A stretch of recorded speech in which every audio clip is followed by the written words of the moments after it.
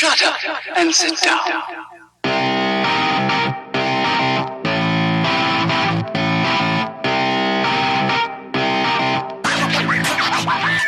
Welcome once again to the Shite podcast show. Mark and Ken. What's up? Episode 163 of the Shite podcast show. Yeah. Yeah, another week, another podcast. We're in the month of October. Yeah, my favourite month. Your favourite month. Halloween's coming up. Yeah. Are you doing anything for Halloween? Probably not. Probably. I don't think anyone's going to be doing anything for Halloween. I don't like. It's just going to be like there's not going to be any trick or treaters. I've asked a few people already. I said, "Are you going to have sweets in for trick or treaters just in case someone comes around and like no, not into the fucking door." I'm going to have sweets in, but like I'm going to terrorise anybody that's at the door. Oh, you're going to have sweets in? Yeah, but like not for trick or treaters, like for me. Okay. It's like you're going to terrorize kids at the door. I guess you have to take some fun out of the holiday. Yeah. Isn't that what Halloween's for? Like you're supposed to terrorize the kids that call to your house. No, I used to hate when you knocked on doors and people were like, "Okay, do a trick on me," or else you're not going to see. So you try to just be smart, and you're like, "Here, we all know the story. Give me sweets." I have a lot of houses to get through tonight, and look, I don't have time for this. I used to hate when they'd be like, you know, do something like sing a song, and you'd be like, "Fuck off." Yeah, that's what I mean. It was like, "Fuck you. This is not part of the deal." I said the line, "Give me the sweets." That should be it. Is as bad as when people try to give you fruit. Yeah, or raisins. Raisins, or even those nuts, you know, in the shell. Yeah, monkey nuts. Yeah, they're like you never see these on sale any other time of the year, and then all of a sudden, monkey nuts, and you're like, no one likes these. Stop giving them to us. Yeah, the only person I know that likes them is my dad. Oh, really? Because, I think it's because he was born in the 50s. Like, they had nothing else. They had nothing else. That's what they used to get. They didn't actually have jellies or chocolate. People used to just throw nuts at them. Like, it's a hangover from the 80s, apparently. Rotten. I'm kind of glad the pressure's off now this year. I don't have to dress up. I was kind of getting a little bit sick and tired of dressing up. I don't mind dressing up for Halloween. I like Halloween. Yeah, do you know, when I was younger, it used to be one of my favourite holidays. I think my favourite holiday was New Year's, the peak of it being between ages of, I think, 18 to 22, maybe around 24. And then after that, New Year's was a load of shite. Oh. Mine was always Halloween. I never, ever, ever liked New Year's. Yeah, I used to just like it because I used to have a friend group of about 24. Everyone used to go out. It used to be a big thing. And now it's just like, oh, do you want to just do a house thing and 4 people show up and are playing board games for the rest of your night, and you forget to count down backwards from 10. Isn't it funny? Isn't it funny like how you get older and you get less friends? Yeah, that does happen. Making friends or just keeping in contact with like old friends is extremely a lot harder, and if there's anybody who is in early 20s, this will happen to you. Yeah. All your friends will go, you'll never go on nights out, and New Year's will be shit. Enjoy. This is what life has in store for you. Some Paddy's Days I used to like, only really when I was like 18. Again, it was like 18 to 22 where you go out, you'd actually do things for it. Well, actually, 2 years ago, or last, not the one previously gone, but last Paddy's Day was pretty cool. Went to Temple Bar. I broke all the rules, because for non-American listeners, what you're told to do is stay away from Temple Bar, because it's going to be full of tourists, and you're going to be charged an arm and a leg for a pint, which is sure you're going to have to remortgage your house. €700. Yeah, you're going to have to remortgage your house if you want to go in Temple Bar. But in terms of staying away from tourists, my God, no, because they are over the moon that they're one in Ireland for Paddy's Day and two that is Paddy's Day. And you're in a room full of people like that, and you can't help to be taken in by the fact that it's Paddy's Day. And they're also delighted that they've met an actual Irish person. I know, and yeah, they're willing to buy you drinking shots. So whoever said never go to Temple Bar on Paddy's Day, I think everyone should go to Temple Bar on Paddy's Day, because the last time I was there, it was fucking, I really actually made it. Temple Bar and Paddy's Day, because you have to be around non-Irish people, because Irish people on Paddy's Day are like, oh, fucking hate Paddy's Day. All it is getting absolutely locked and hearing stupid remakes of Irish songs, blah, blah, blah. Irish people is not who you want to spend like Paddy's Day with. Ironically, as Americans.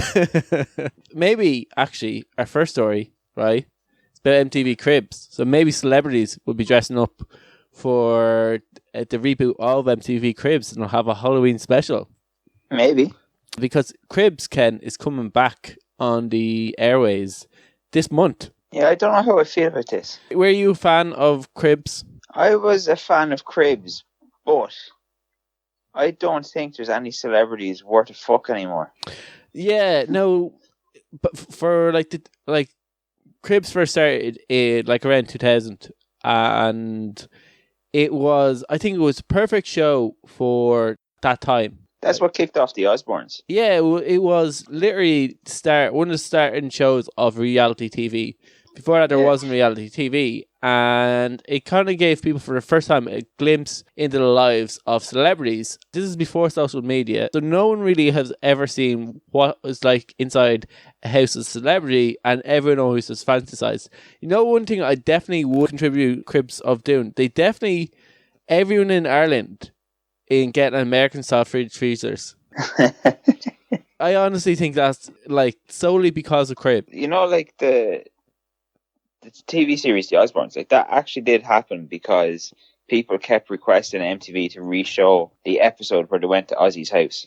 Yeah, I remember showing Ozzy's house, and I think it was he had got a TV, and he got some smart TV or some digital satellite TV that just came out in America, and he couldn't work the controls on the episode of Cribs, and I think people were just fascinated by Ozzy Osbourne in his house not being able to work his TV because it's too technical for him. Yeah. And I think that was literally just that kind of clip of him not being able to work TV, and they're like, oh my god, I just want to see that again and again and again. That's so interesting that Ozzy Osbourne can't work anything in his house, or he just came across as someone's dad, not Ozzy Osbourne, the guy who bit a bat off on live on stage. He came across as, he kind of reminds me of my dad. And it should be pointed out for younger people that this was before YouTube and shit. Literally, you had to hound the network into showing it again. You couldn't just go, oh, I'll just look it up on the internet.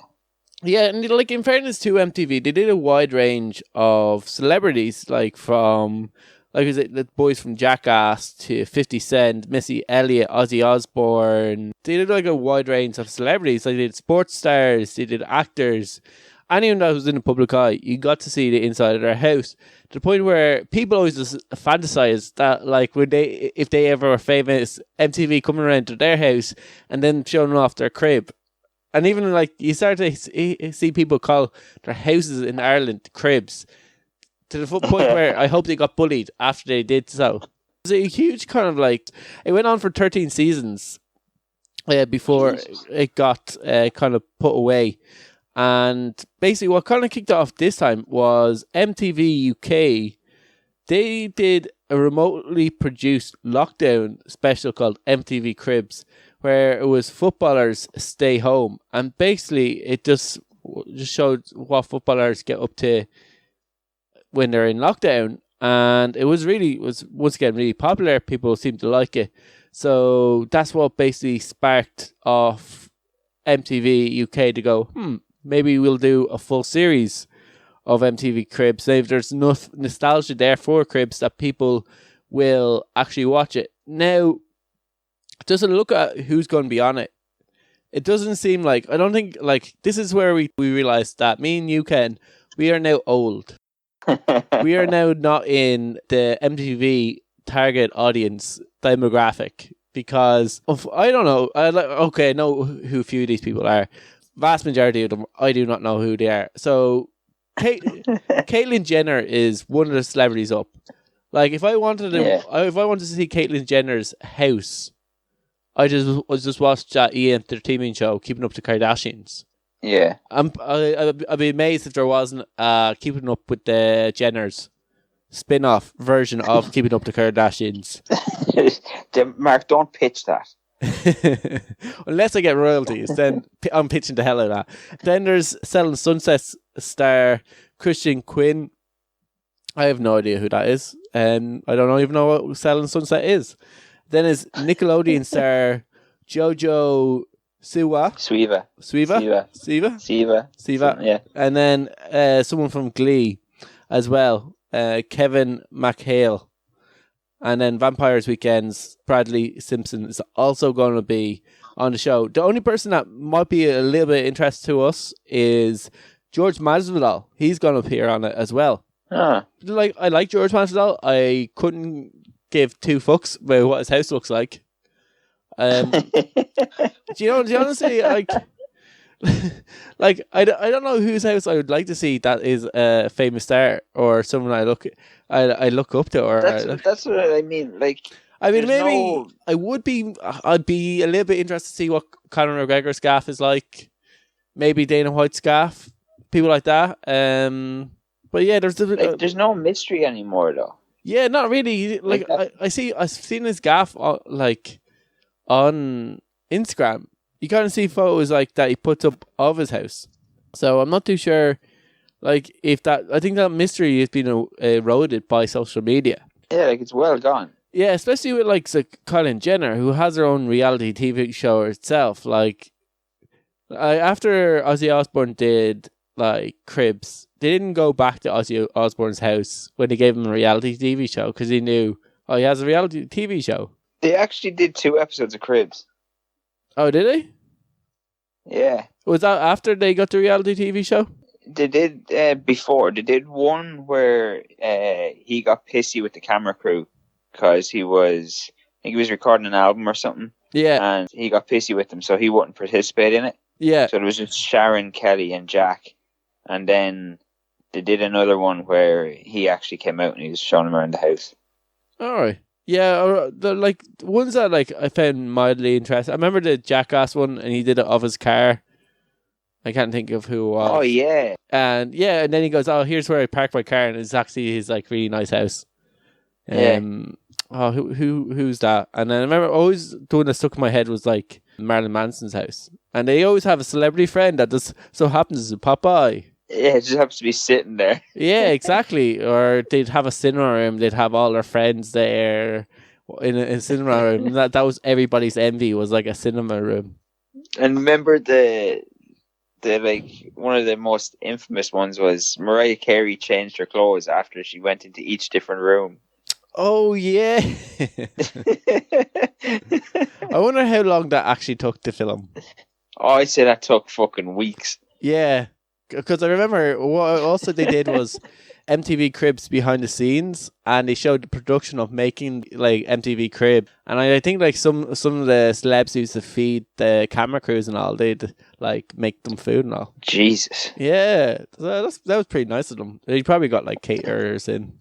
I'd just be here's a 5-minute thing. Walk around my house with one camera and fuck off. No, they should just give them a camera and tell them to go around their house, self-document. Yeah. Well, that's probably what they would do now. Yeah, that's what they probably have to do. And yeah, and be well, I'd love to see, would Shite Podcast could do a party where Ken shows us around his house in an MTV style.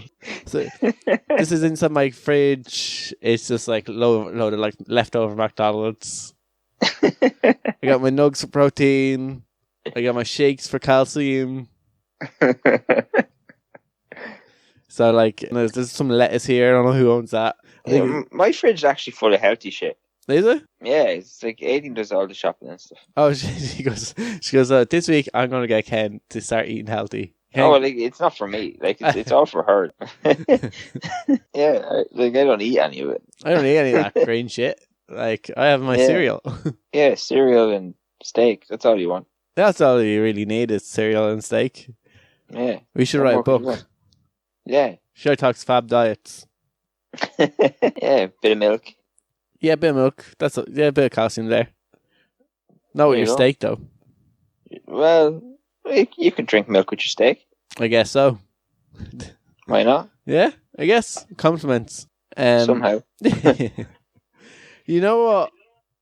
I never seen MTV coming along with rebooting Cribs. I guarantee PlayStation never thought that they would be having to delay their launch of the PlayStation 5 because some clever bastard in India had already patented the name PlayStation 5. Yeah, like, brilliant. So why was the production of release date changed in India because the patent? Why didn't they just pay your man off straight away? Like, well, I'm assuming it's only in India.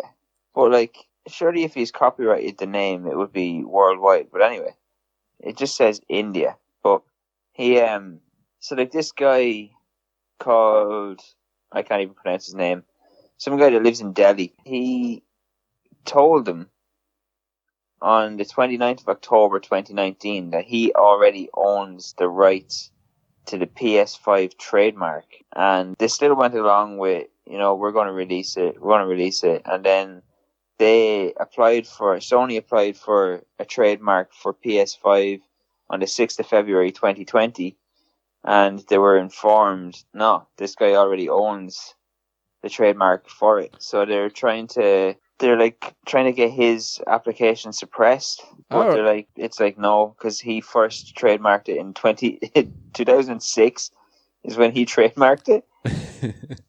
So like playing the long game. Yeah, so like everybody's like, like he's had the trademark for 14 years. You can't really come along all of a sudden and say, hey, that's ours.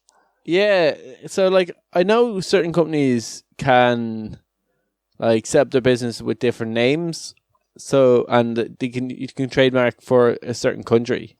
Like in India, you can't even pre-order the fucking thing in India yet. Yeah, no. So imagine this guy in India trademark probably couldn't buy or couldn't afford to do a global trademark of PS5. But so that's why I think it was only India that's affected. He obviously just did it for India. And when Sony went for a global to get the patented name PS5, they were told, well, we can't have global, we can have mostly global. A bit of India is like taking over. It already has it. Yeah, it's like I'm assuming they're going to just pay him off. Yeah, like that's what the guy wants. The guy who wants to sell, because I know like people do sell website names, and they kind of launch website names, or they have like names for their website, and they can even do a handle. Certain handles are profitable because often trade or sell domains. And I don't know.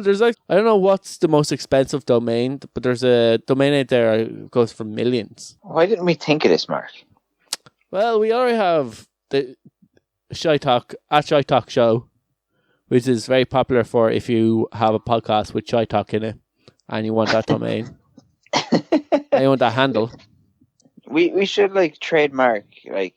Oh, we already have shitetalkpodcast.com. But we should trademark something random like.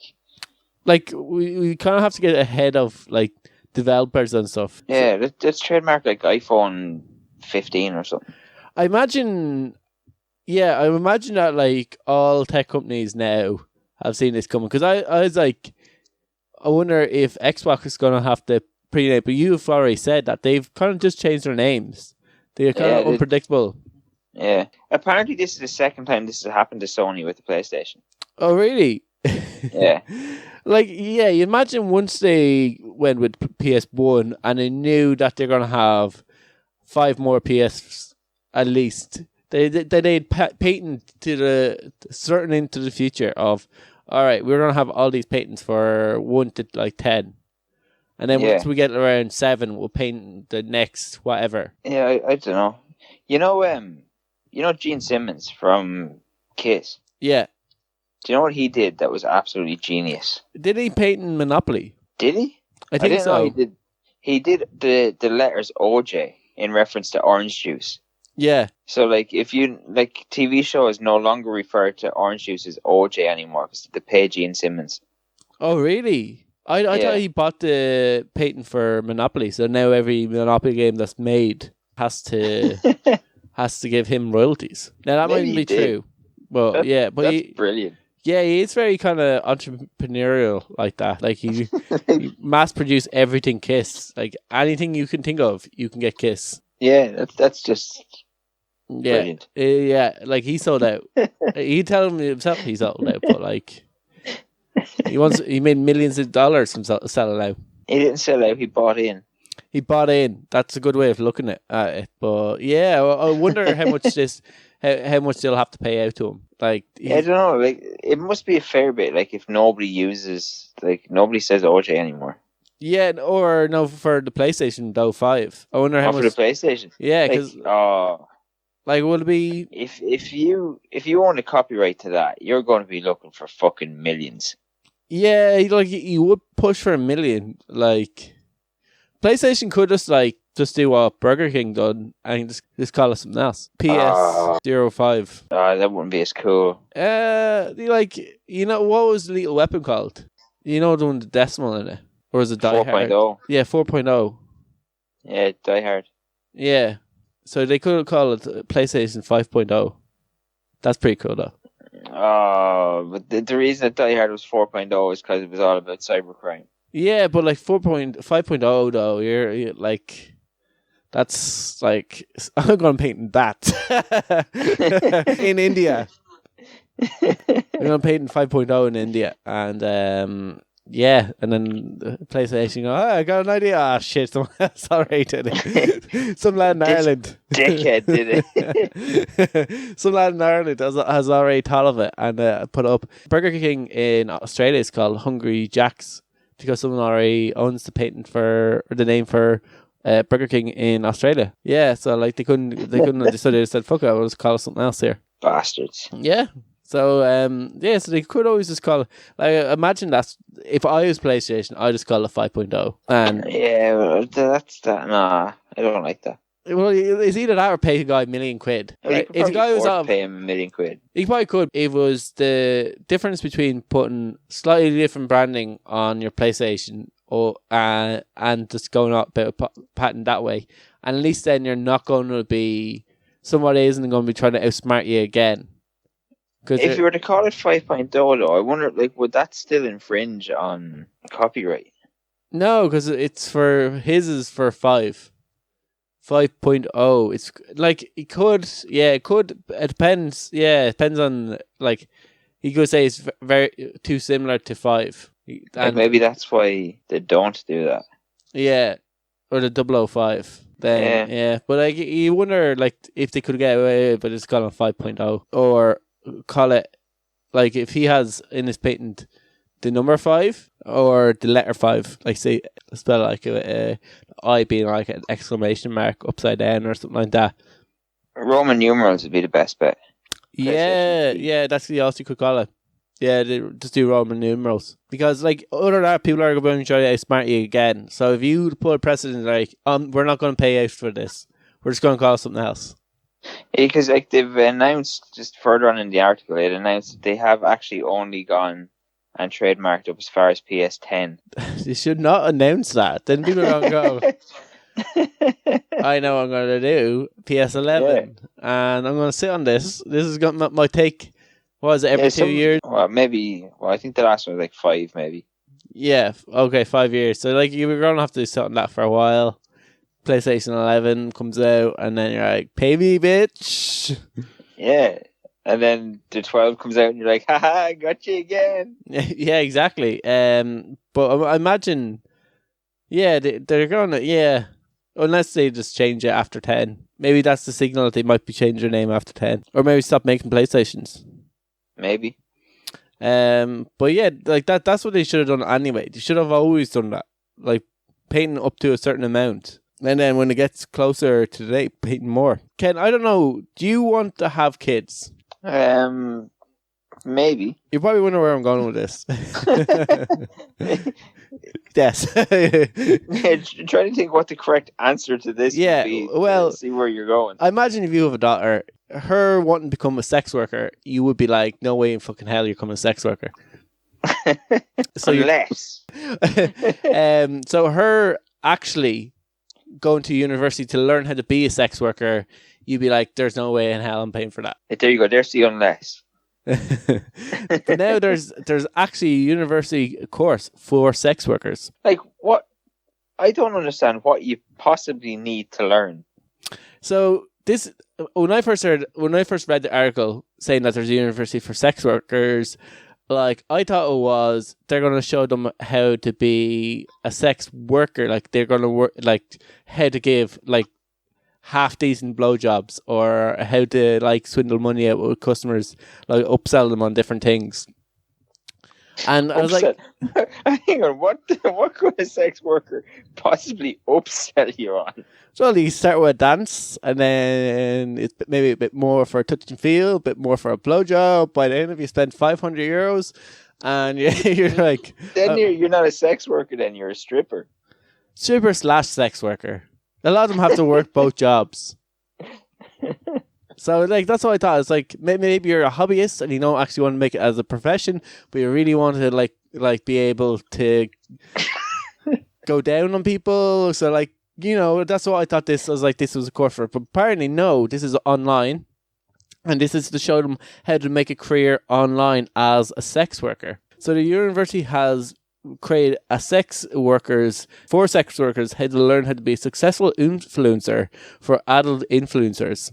So this is all to do with the popularity of OnlyFans and more kind of adult workers turning to OnlyFans in order to make a living, quite a substantial living.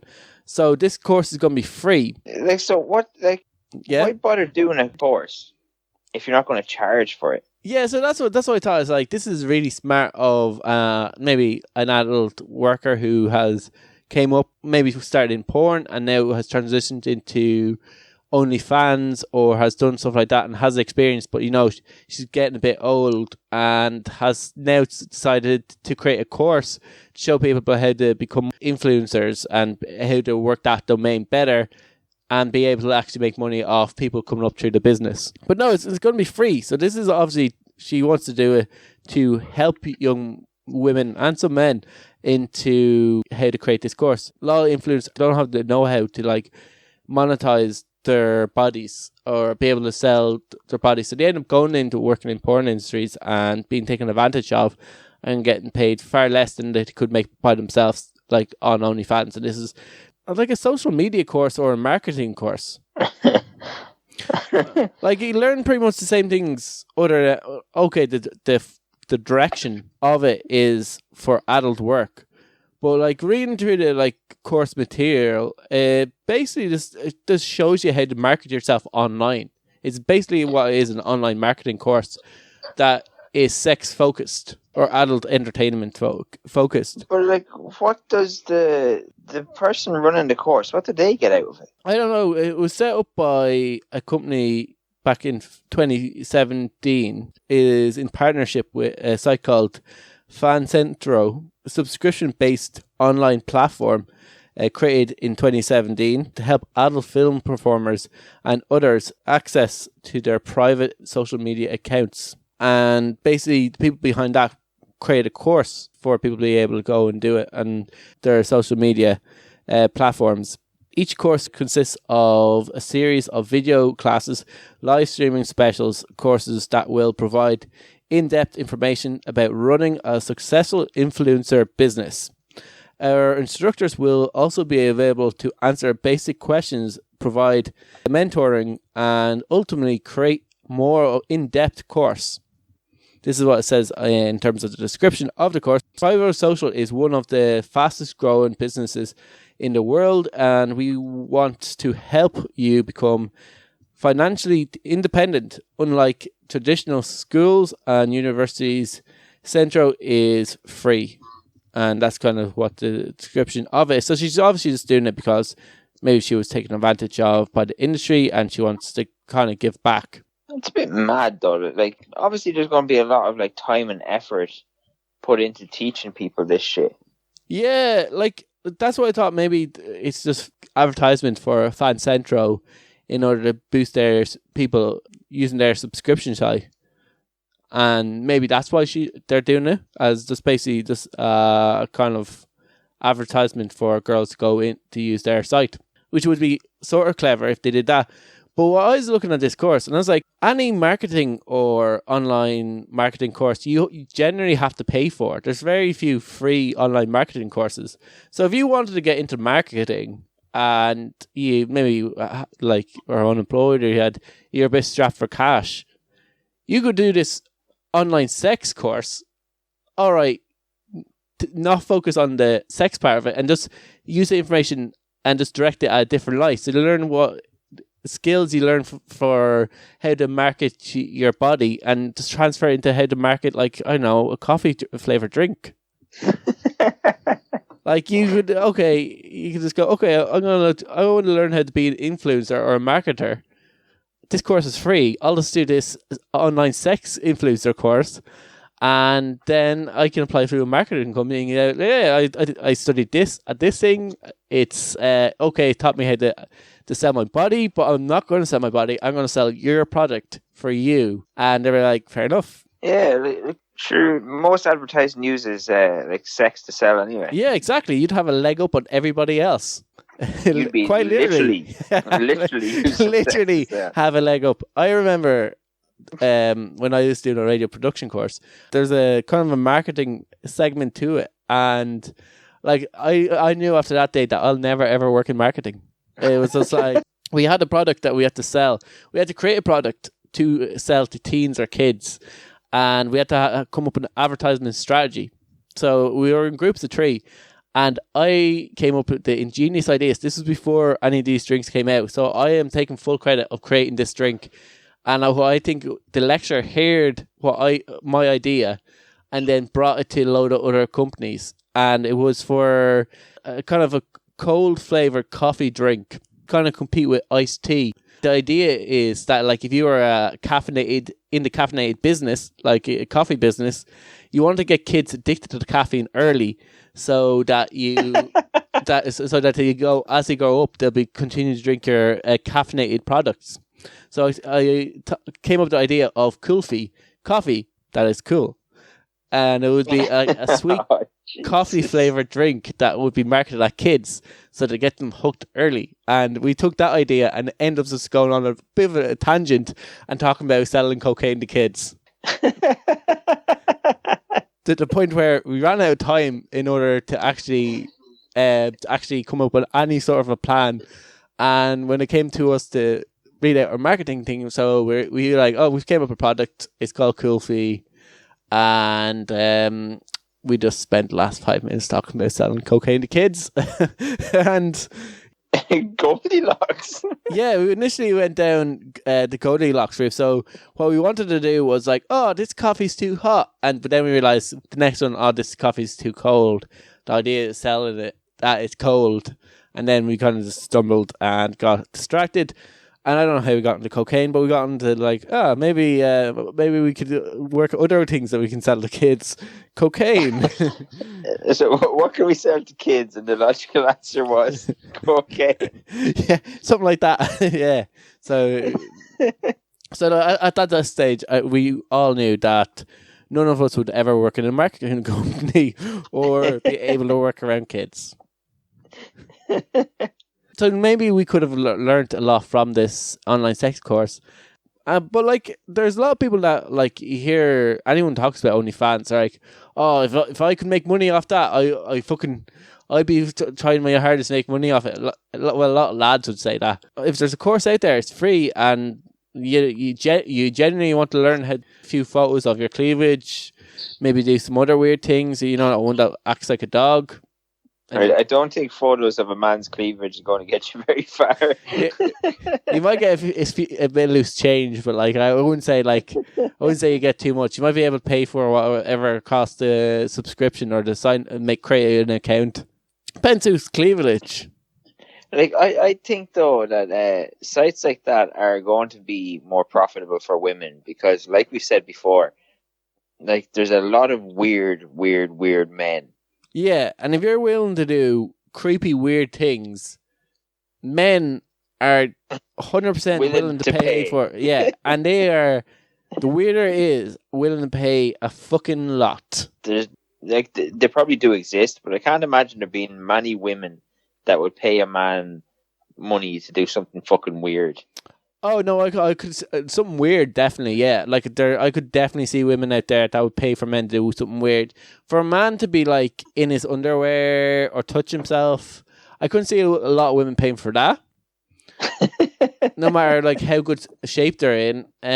But I definitely like if there's like some form of role playing that man does, or if there's some form of like weird costume that or acts a certain way, I fucking 100% could imagine women wanting to, like weird creepy women wanting to pay for that. Like once again, if it's something weird and creepy, generally people are going to be willing to pay for it, and a lot for it. And I think, okay, that ratio is more on the male side, but I say there's certain percentage of women out there that would pay to see men doing weird things to themselves. Oh, it's massively like smaller than the percentage of men. Probably even men that would pay men to do weird shit. Yeah, no, yeah, like I could see even that being more profitable for like men wanting to see men do weird stuff to themselves. Like men are generally the sick, weird of the sex. Just in general. Yeah, no, we generally we are the perverts, unfortunately. So,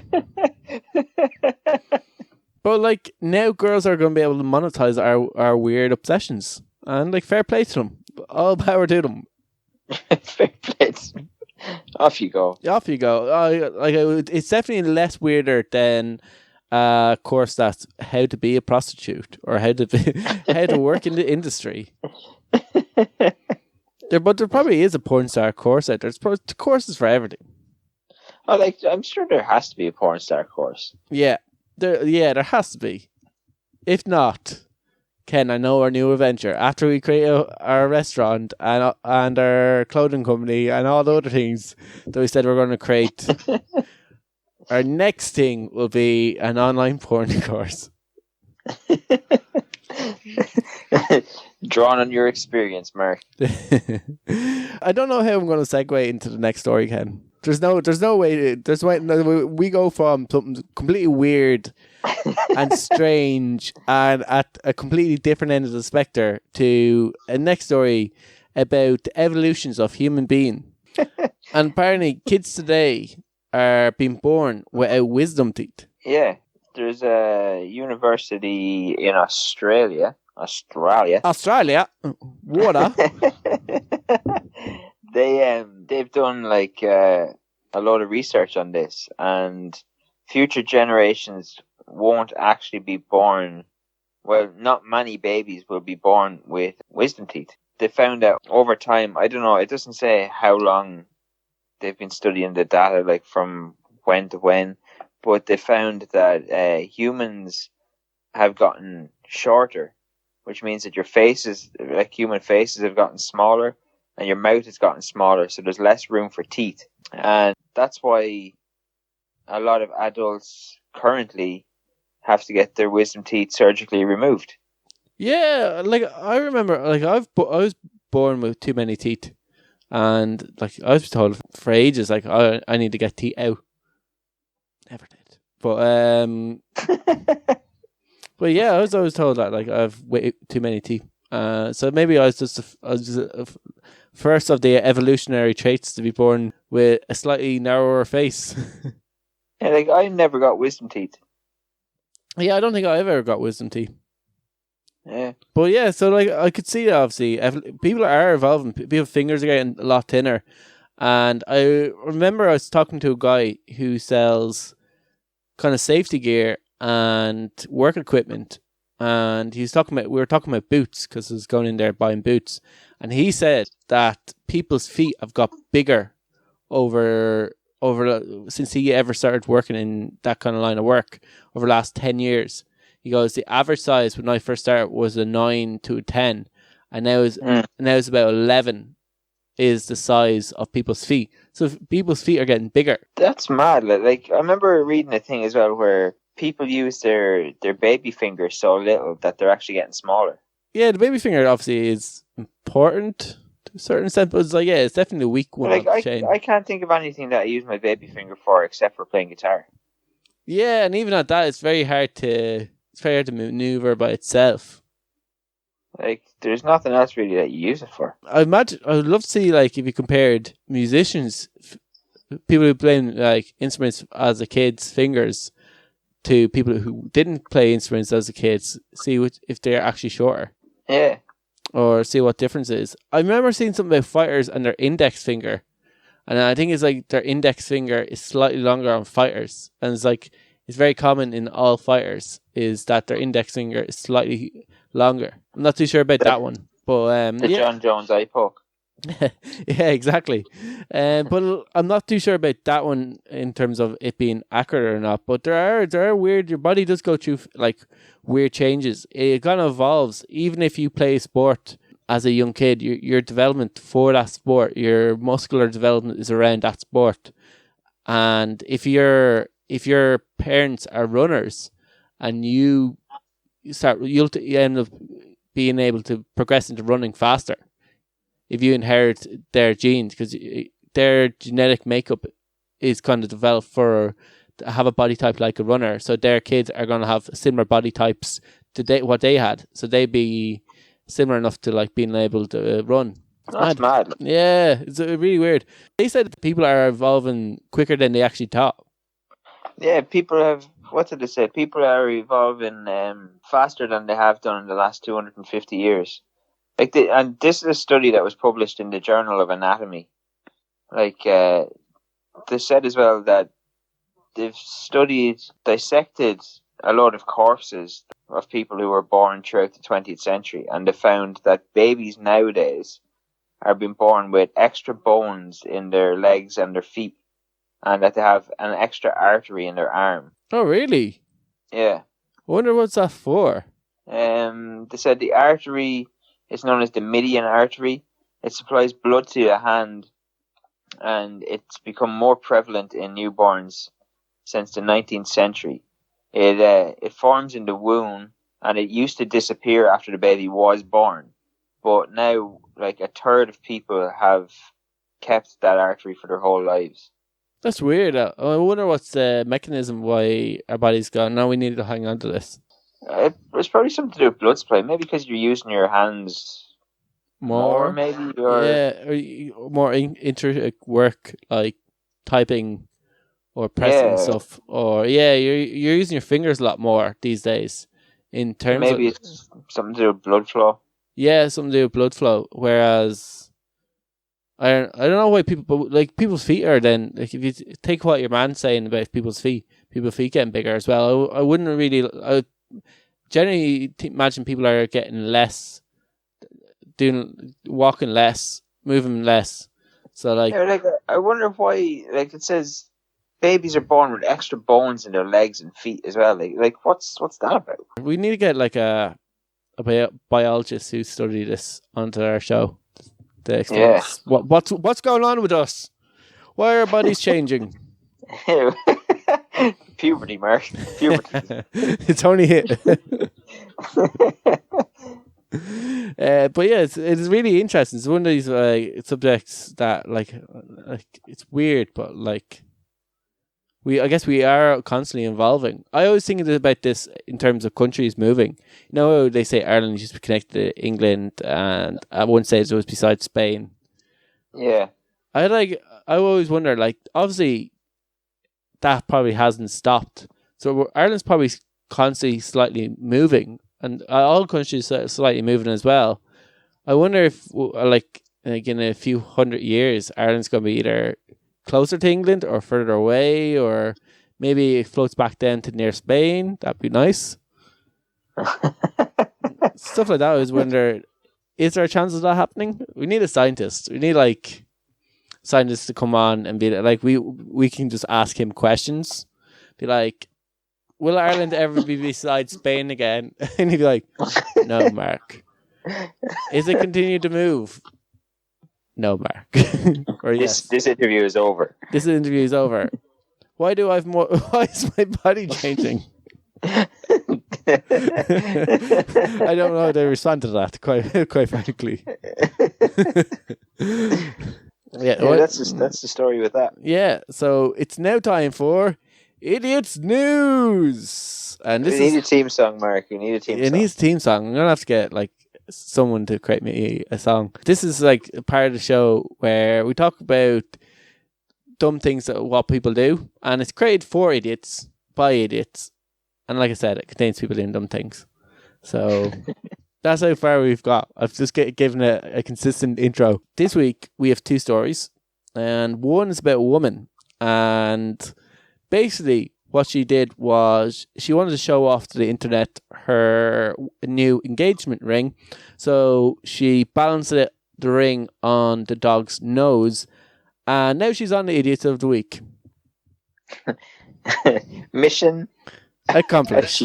Yeah, exactly. You have achieved your fame. Quite spectacular. So this was originally managed to get its way onto Reddit and came extremely popular with people uploading or upvoting the video.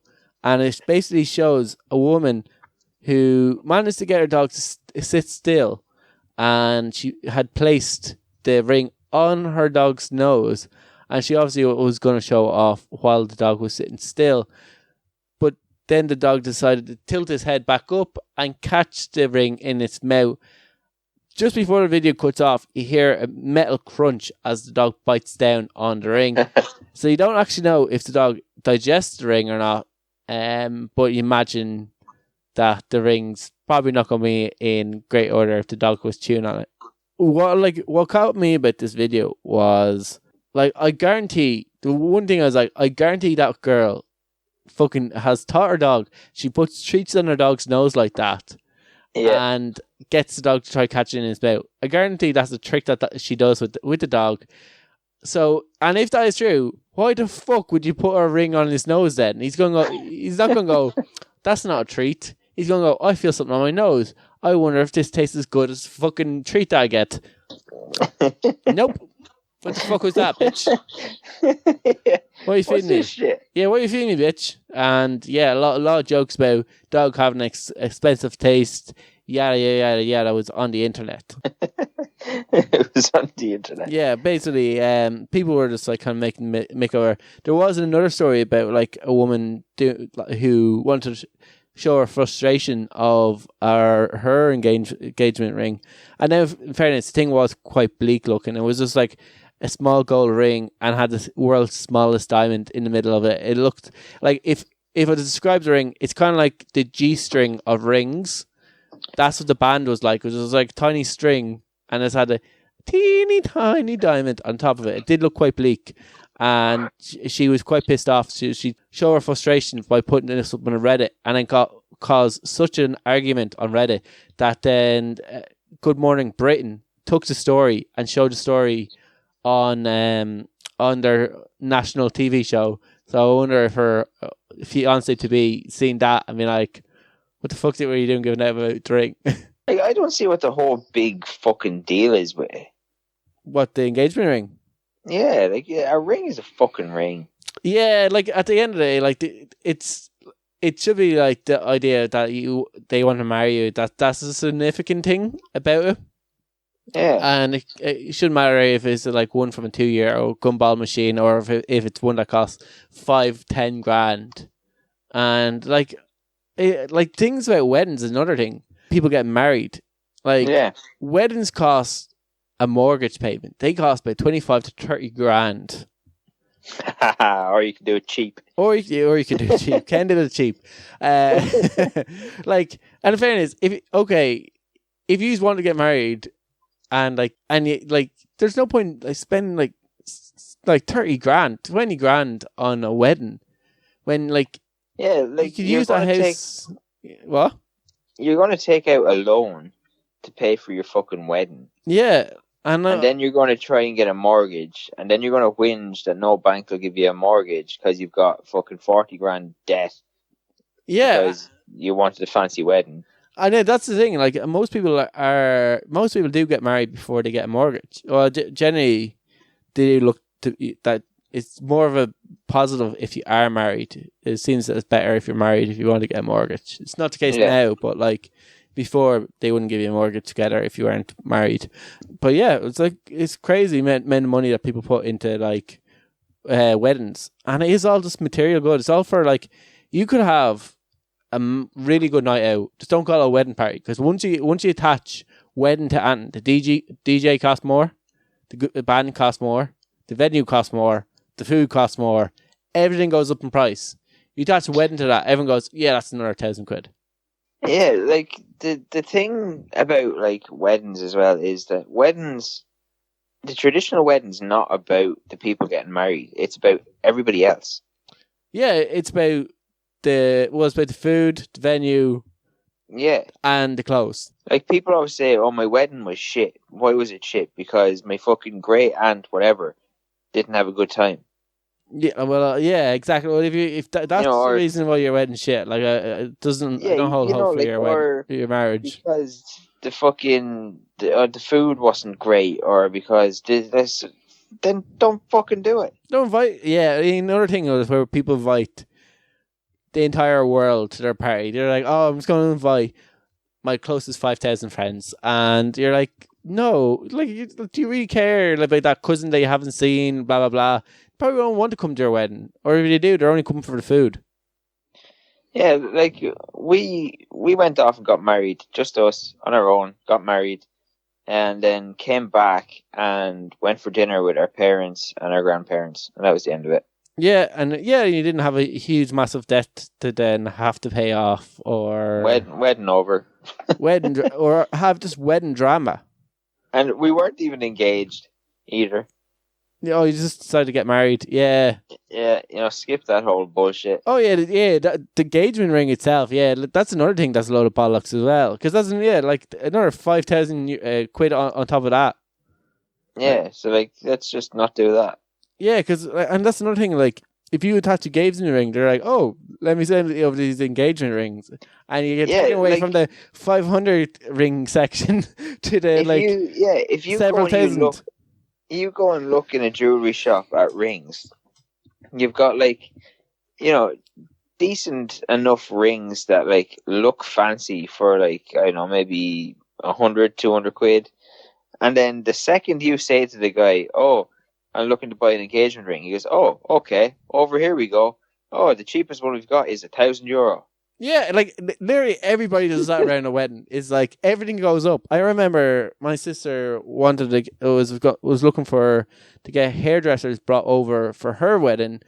$5,000.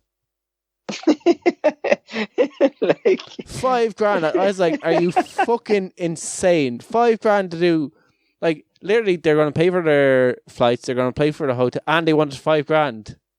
Yeah. Like, yeah, well, they have to go over there. They have to be over there for a few days because they have to. I know a guy who got married in Cyprus, I think. Yeah. And he brought his barber. Yeah. To cut his hair the morning of the wedding, like, and the barber was like, literally, pay for my hotel room and pay for my flight, and that's it. Well, in fairness, like that would be enough because like they get a free trip to Barbados. Yeah, he was like, just pay for my flight there and my hotel room, because obviously I'm going to have to close. He's a barber that works on his own, so he's like, I'm going to have to close the barbers for the fucking week anyway. So was he able to go to the wedding? I'm sure he was. It wasn't like, oh yeah, he went to the wedding and all. Yeah, yeah. Like, fairness, like he just got invited to a wedding and didn't have to pay for it. Just pay for the flight and the hotel room, and that's it. Like, see that's a nice thing to do of the wedding, but like, yeah, everything goes crazily expensive. Like, as soon as you attach wedding to it, it's like the next idiot that made it to our news. Like, we've probably talked about people doing similar-ish things before in the podcast, but it's about a guy who digests or ingests piss. And not just a little bit of piss. How much piss does he inject then, or digest? This is a guy from fucking, where's he from? Hamburg in Germany. He's 26 years old. And he knocks back 7 pints of his own piss every day. He ingests it through his eyes, his nose, his ears, and his mouth. Like, okay, I know some people drink their own piss. Let's just be like clear up there. Leo Meaida, the former UFC fighter, fought for Bellator as well. He and his dad and his brother all drink their own piss, and there was like some myth around piss that because it contains certain amount of hormones and other things from your body, that if you filter it down, that it can be a benefit of drinking it. But I think it was later proven that it's really bad for you. But to go then one step further and inject it into your eyeball. Yeah, like it says here, he's been doing it since 2017. He's a sports coach, right? Yeah. He's been doing it since 2017, and it says he drinks at least 3 pints and at most 7 pints of piss a day. He uses a syringe to inject it into his ears and his nose, and he uses an eyeglass to like drop it into his eyes, and he rubs it on all over his skin. He must have smelled like piss all day long. He says he never gets sick, and he's in the best shape he's ever been. He sleeps between 4 and 7 hours a day, and he has extremely high energy levels. Between 4, there's a big difference between 4 and 7. Like 7 is a minimum. It's a minimum amount of sleep that you're recommended. 4 is you're not getting any sleep. The best part is he says that he feels clean. Feels clean. I wonder if his co-workers / girlfriend would say the same thing. Like, he's a sports coach. This is the part that worries me, right? So can I just say something about sports coaches real quickly? All right, go on. If anything has taught me in the 29 years that I've been on Earth is sports coaches aren't worth an absolute fuck. The fact that he's a sports coach and does something stupid does not surprise me one fucking bit. That course, whatever is in that course, has no inclination that to be any good at doing anything sports related. I was just going to say, right? So he's a sports coach. Yeah. We're going to just gloss over that. We're going to gloss over because it has no bearing on the fact that if he's actually qualified to give people any physical instruction. Right, so he's a sports coach. Yeah. And he covers himself in piss. So I'm assuming he also participates in whatever exercise he's getting people to do. Yeah. So he's going to be sweating and covered in piss.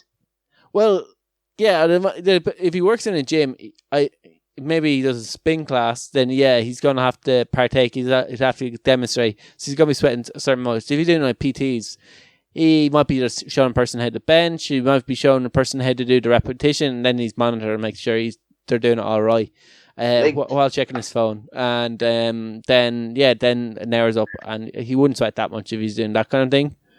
But if he's sweating and covered in piss. Yeah, like the other thing is, okay, that how much of that piss is going down onto your clothes? Like, or if you're injecting it into your eye and you're pouring it into your eye, like, like what? I'd like what even if you're drinking it, like it's going to come out in your pores. Like if you drink alcohol, you start sweating alcohol. If you drink caffeine too much, and you start to sweat, some of that caffeine will come out in your sweat, like very, very, very small percentage. If you drink excess amounts of pee, you're going to start sweating piss. Like when I first seen this, it said that he drinks piss. Then when I went into it, I was like, okay, the drinking piss seems to be the normalest thing he does with it. Yeah, because he pours it up his nose. Yeah, exactly. He snorted. Like what he says, it cured him of his depression. Depression. Oh. Yeah, and he also has started doing yoga and believing in the self-sustaining body and that he is a self-healing human vessel. See, this is so he's actually just what's that word? Where people are obsessed about themselves. Sociopath. And he said that piss is the perfect medicine since it is full of everything the human body needs and it's free for every human being. Is piss not... Now, I could be wrong here.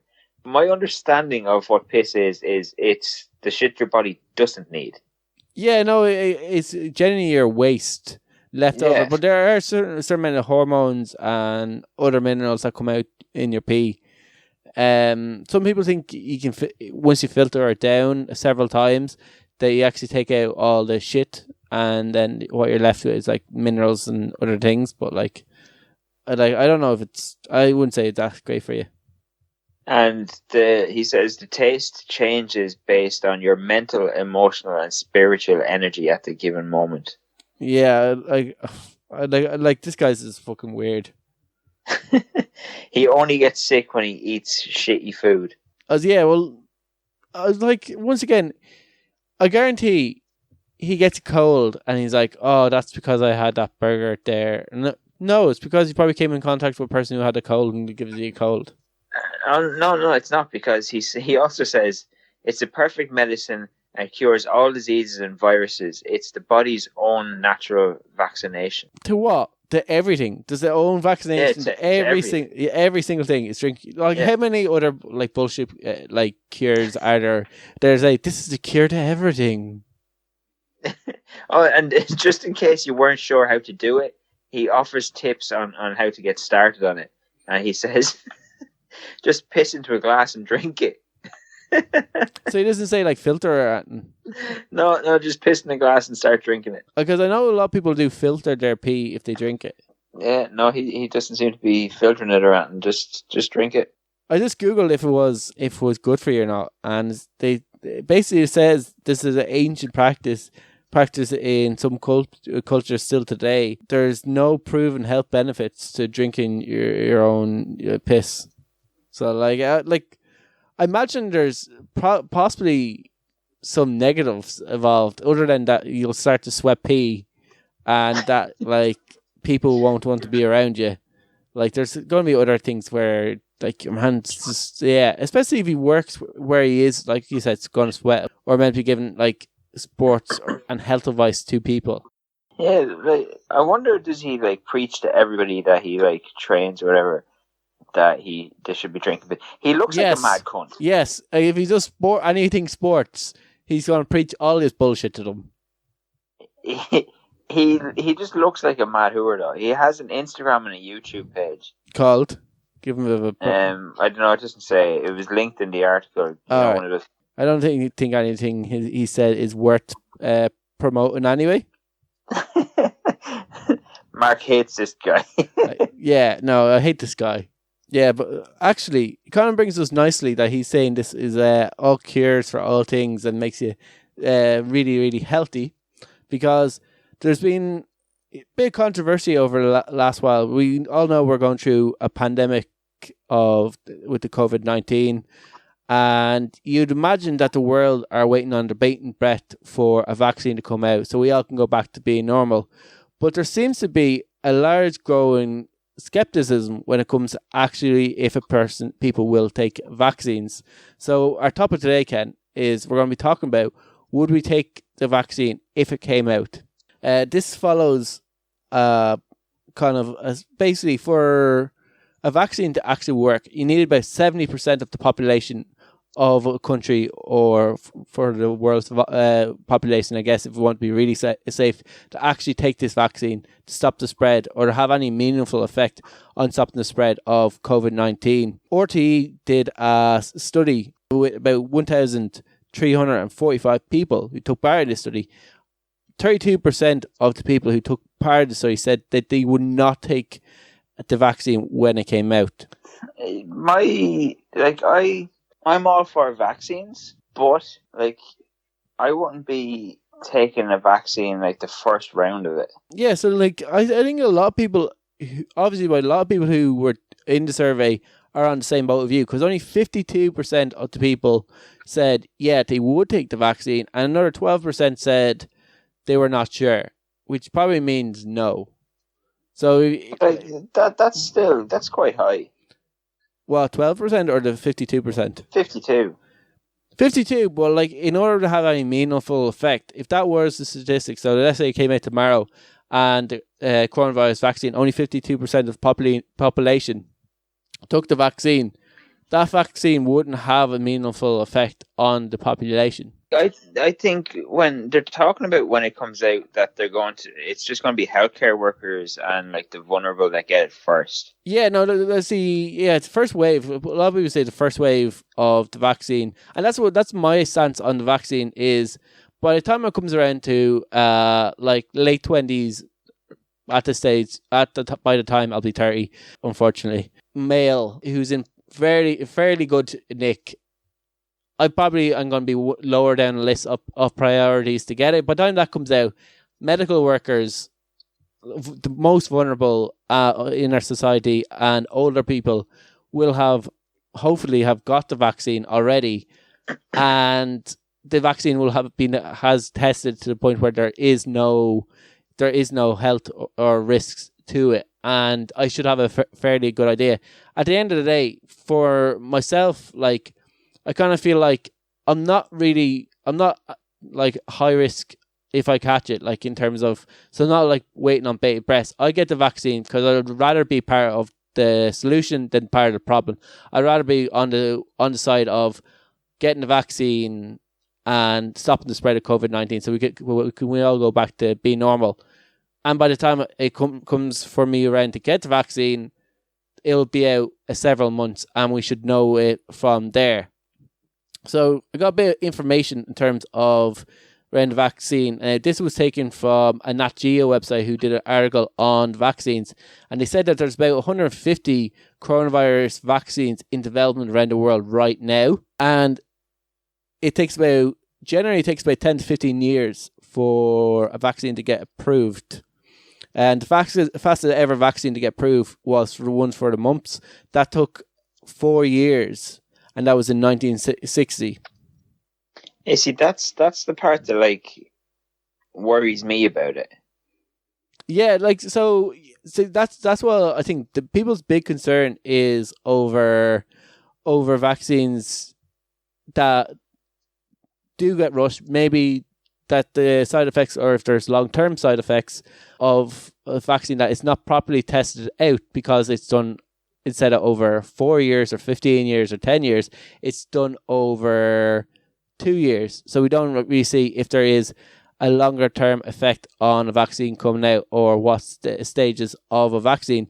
So there's actually 3 stages. There's technically 4, but there's 3 main stages of a vaccine goes through before it goes out into general use. Even before it can go to be approved, it has to pass all 3 stages. And then there's a 4th stage, which is just general testing, where they just test the vaccine.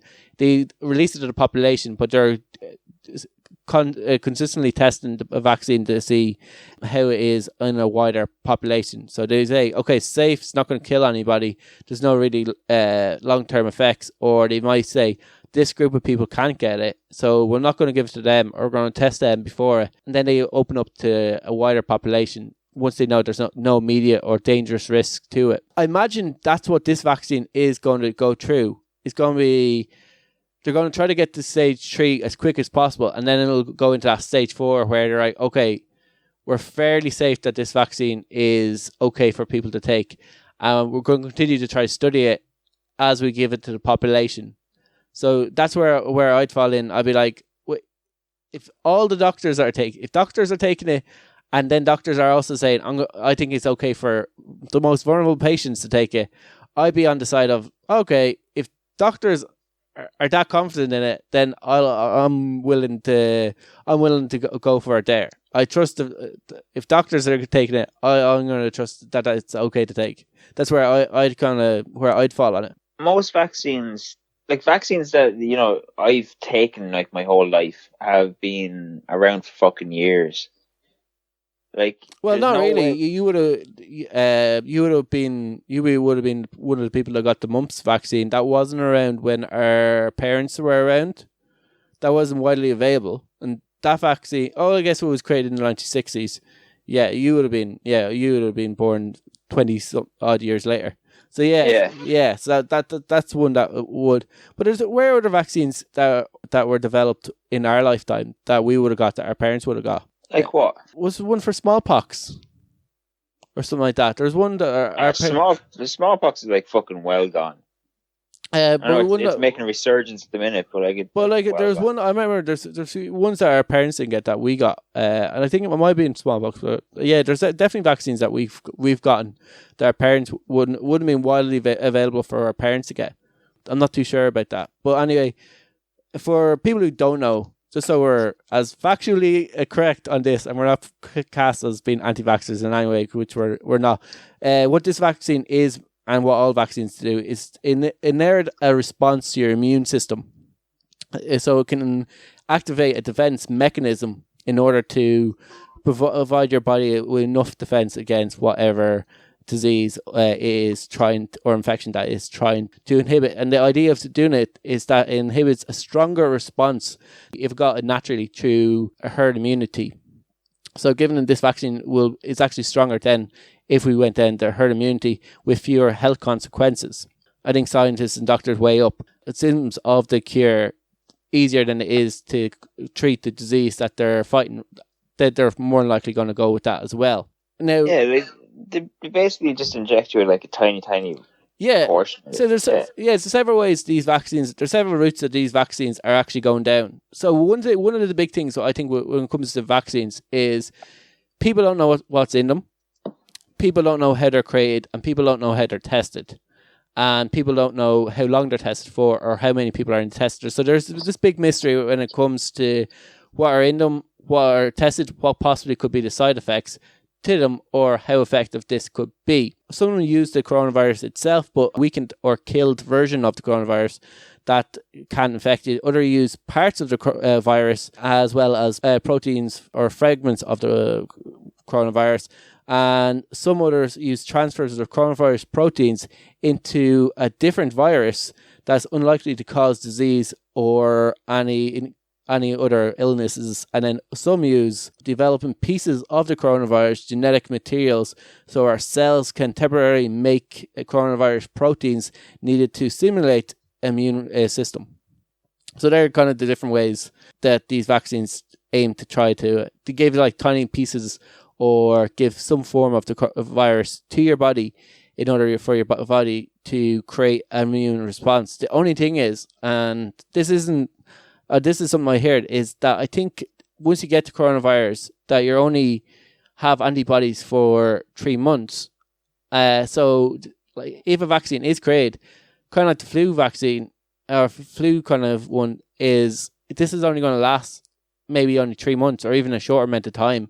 The thing with the flu vaccine, flu kind of dies off in the summer months, whereas where the coronavirus stays around all year round. It doesn't be killed off by hot weather as easily anyway. Yeah. And there has been a few cases of where the vaccines are in trial, are on human trials, patients catching the coronavirus after being injected with it. And you can imagine people who, okay, this thing's going to be rushed, so they're going to be questioning about that. And if you're a vulnerable person, if you're one of the high risk group, you're going to be like, because there's this same thing that's done about the flu vaccine. There's a lot of people who think that if they get a flu vaccine, flu jab, that it'll give them the flu.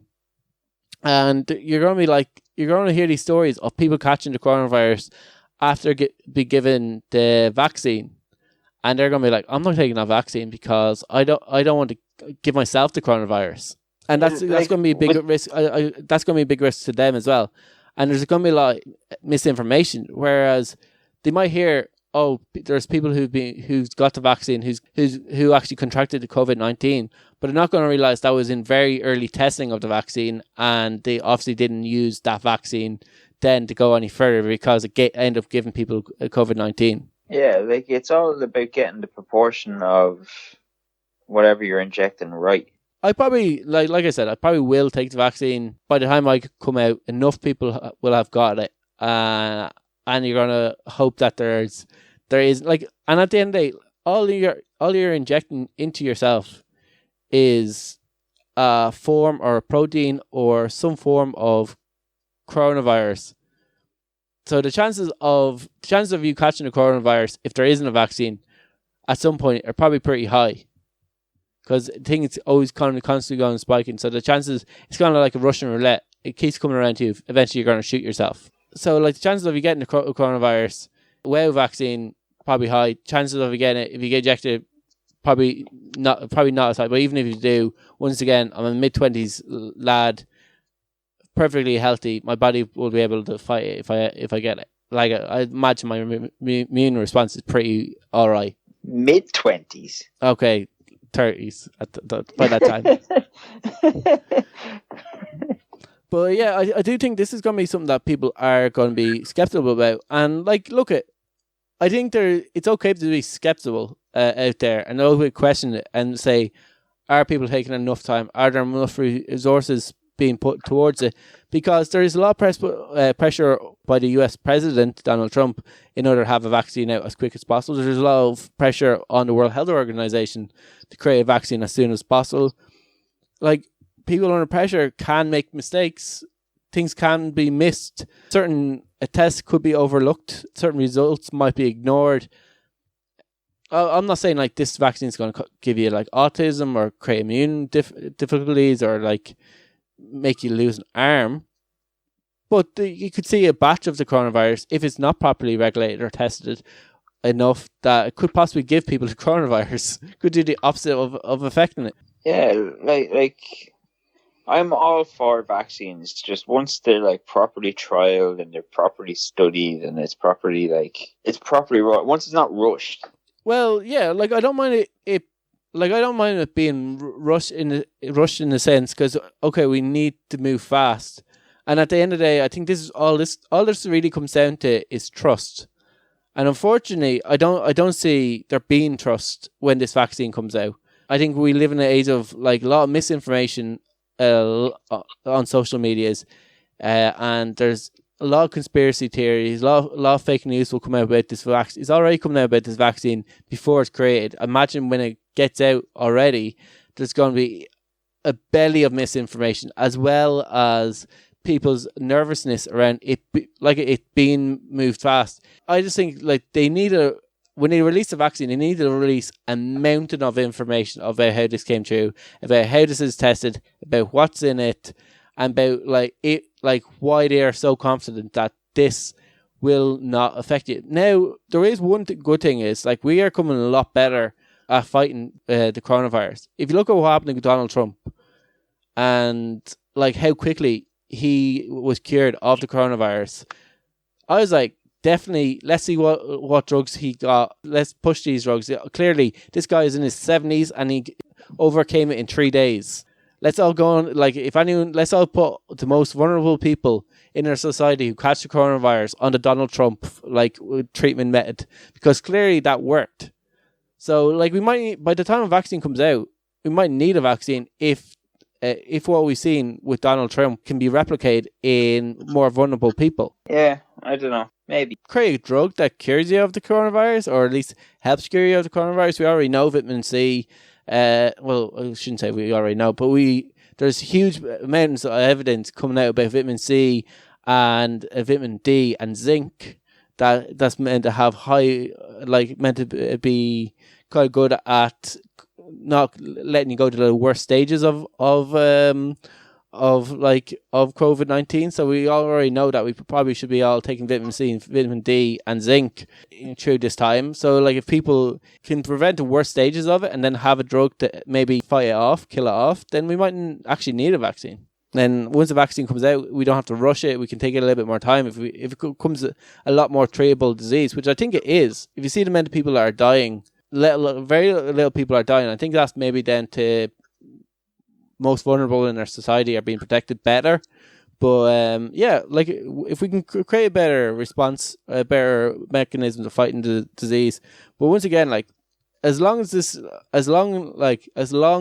this vaccine comes out and it's relatively safe and it's being relatively tested to a point where the US Health Organization are saying, yeah, we're going to give this. The Australian one are saying, yeah, we're going to give this one to you.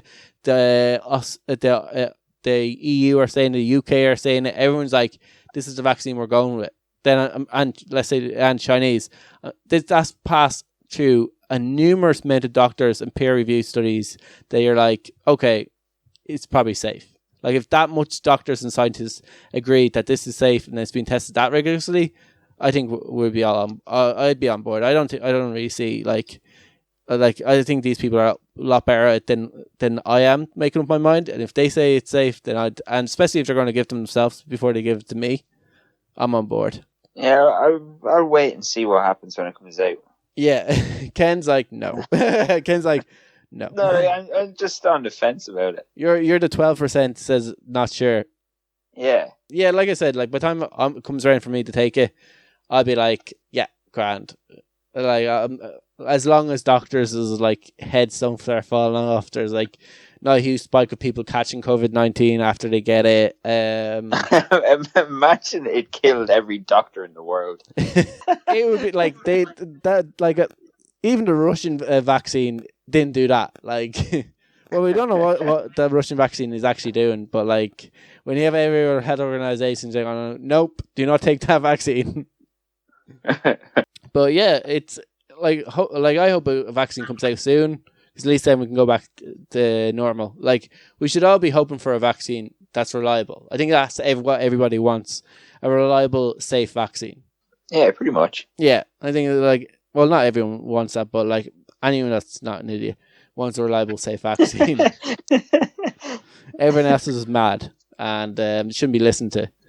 We've went a little bit over our time. We've an extra long podcast for our listeners again.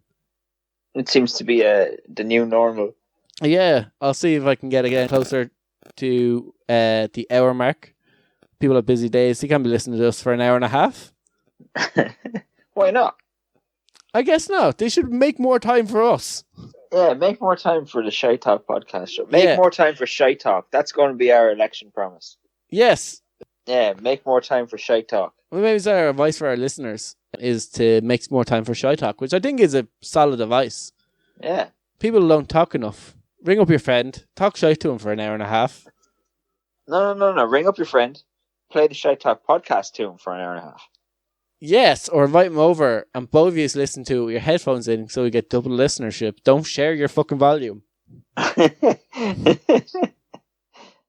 Yeah, so take all that advice and don't listen to the piss advice and you'll be safe. Yeah, you'll be fine. You'll be safe. We'll be back next week, Thursday/Friday, kind of varies between the days. Yeah, make sure you like, subscribe, and tell your friends about the Shite Talk Podcast Show, how great it is, and like us on all social medias. We generally sometimes put videos of clips of the shows. I think we have one coming up pretty soon, so look out for that.